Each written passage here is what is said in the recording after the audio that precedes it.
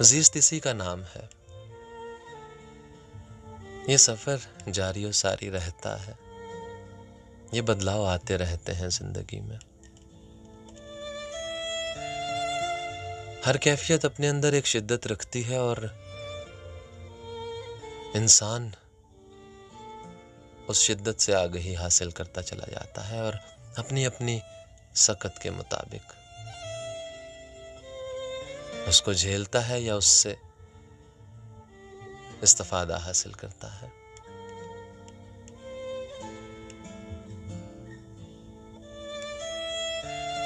چاہے خوشی ہو یا غم ہو، انسان کو اپنا آپ بھولنا نہیں چاہیے۔ کسی بھی مشکل میں اپنے آپ کو پاتے ہوئے کوشش ہوا کرتی ہے اس مشکل سے چھٹکارا حاصل کرنے کی، اور انسان بہت سے راستے ڈھونڈتا ہے کہ کچھ بن پڑے اور اس کو طمانیت کا حصول ہو جائے۔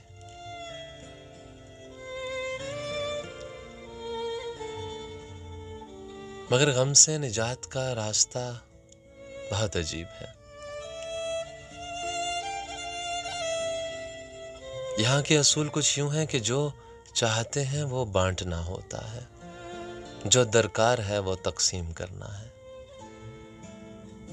خوشی چاہیے تو خوشیاں بانٹنی ہوں گی، آسانی چاہیے تو آسانیاں بانٹنی ہوں گی۔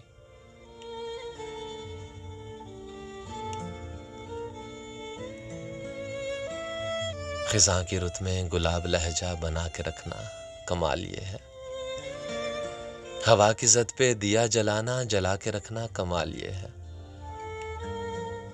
ذرا سی لغزش پہ توڑ دیتے ہیں سب تعلق زمانے والے، سو ایسے ویسوں سے بھی تعلق بنا کے رکھنا کمال یہ ہے۔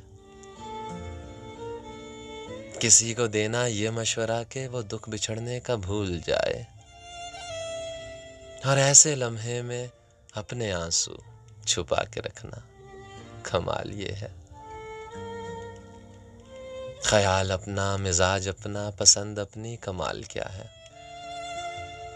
جو یار چاہے وہ حال اپنا بنا کے رکھنا کمال یہ ہے۔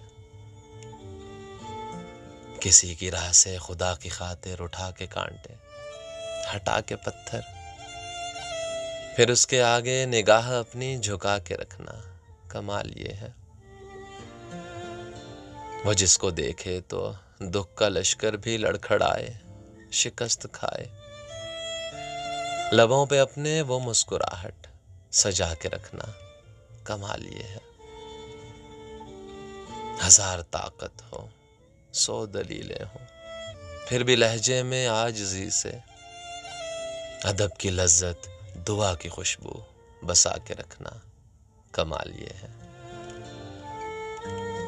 خوشیاں بانٹیے، آسانیاں بانٹیے، اپنی تکلیف سے راحت چاہیے تو کسی اور کے پاؤں میں چبھا ہوا کانٹا نکالیے، رب تعالیٰ کی نعمتیں برکتیں آپ پر نچھاور ہوں گی۔ کچھ اچھا لگا ہو تو دستے دعا جب بلند ہو ناچیز کو یاد رکھیے گا، اور کوئی بات سما خراشی کا باعث بنی ہو تو دل کی گہرائیوں سے معذرت چاہوں گا۔